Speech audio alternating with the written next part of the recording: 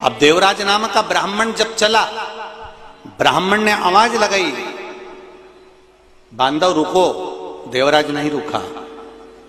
जब देवराज देहली से बाहर हो गया, दरवाजे से बाहर हो गया, द्वार से बाहर हो गया, शरीर में ताप पड़ रहा था, शरीर में कष्ट हो रहा था। शरीर में ताप पड़ने के कारण जब वो दरवाजे से बाहर निकला, उस समय पर देवराज नाम के ब्राह्मण को वहां पर कुछ सामग्री, जैसे आपको पहले भी कथा में कहा कि शिव जी को जो चढ़ता है, शंकर भगवान को जो समर्पित होता है, बेलपत्री शिव जी को जो समर्पित होती है, जल जो शिव जी को समर्पित होता है, वो थोड़ा सा कहीं चरणामृत के रूप में, थोड़ा सा कुछ पंचामृत के रूप में देवराज नाम के ब्राह्मण को भी प्राप्त हो गया।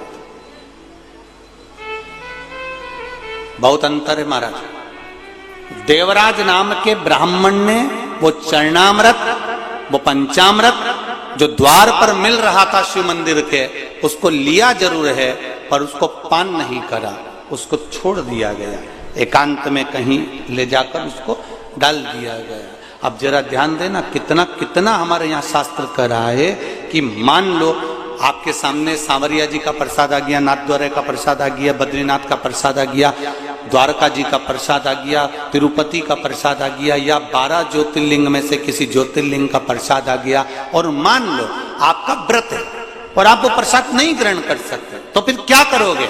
शिव महापुराण की कथा कहती है, उसको हाथ में लेकर मस्तक से लगाकर भले आप दूसरे को प्रदान कर दो, पर प्रसाद अगर तुम्हारे पास में आया है तो उसका स्पर्श जरूर करिए। उस स्पर्श मात्र से भी आपको सुख का अनुभव होगा, मात्र स्पर्श मात्र। और चलो सहज भाषा में, शिव मंदिर के बाहर आ रहे हो, शंकर की चौखट से बाहर आ रहे हो, शंकर भगवान के द्वार से बाहर आ रहे हो, पीछे पलट कर देख लिया, ठीक है। नहीं पलट कर देखा तो देहली पर भी अगर आपने हाथ फेर लिया और द्वार पर भी यदि आप हाथ फेर कर हृदय से लगाकर, मस्तक से लगाकर वापिस आ भी जाते हो, तो उसमें भी प्रसाद का ही फल प्राप्त होता है। शिव की चौखट पे प्रसाद का फल मिल जाता है। शंभु शरणे पड़े मांगू घड़ी घड़ी, दुख काटो दया करी ने दर्शन।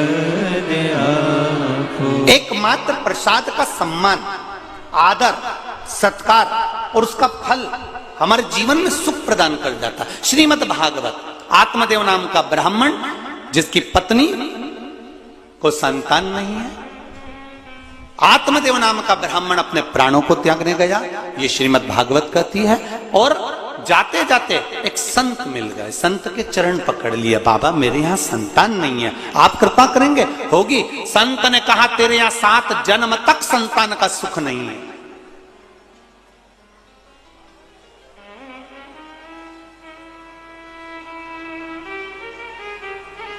तेरे यहां 7 जन्म तक संतान का सुख नहीं है। अब देखिए प्रसाद में क्या बल होता, जरा विचार करिएगा जरा। तेरे यहां 7 जन्म तक संतान का सुख नहीं है। आत्मदेव ब्राह्मण ने चरण पकड़ लिया है, आप कृपा करोगे तो संतान तो होगी, ये निश्चित है। आप अगर करुणा करेंगे, आप दया करेंगे तो मुझे संतान प्राप्त होगी, ये निश्चितता है। आप कृपा करिए। कहा मेरे पास आपको देने के लिए कुछ भी नहीं है। तब आत्मदेव नाम के ब्राह्मण ने कहा, संत की जो झोली होती है वो खाली नहीं होती है, उस झोली में संत के पास भले कुछ ना हो पर वो झोली में कुछ ना कुछ भरा जरूर होता है। मैं जानता हूं आपकी झोली में जरूर कुछ होगा और आप मुझे प्रदान करेंगे, ये निश्चित है, आप मुझे देंगे। देखिए अब होता है, कोई कोई आपको, कई लोग मिलेंगे जो आशीर्वाद भी दे देंगे, कई लोग मिलेंगे जो आपको बेल भभूति भी दे देंगे, कई लोग मिलेंगे जो आपको बहुत कुछ अपने पास से निकाल कर आनंद की कोई वस्तु भी दे देंगे।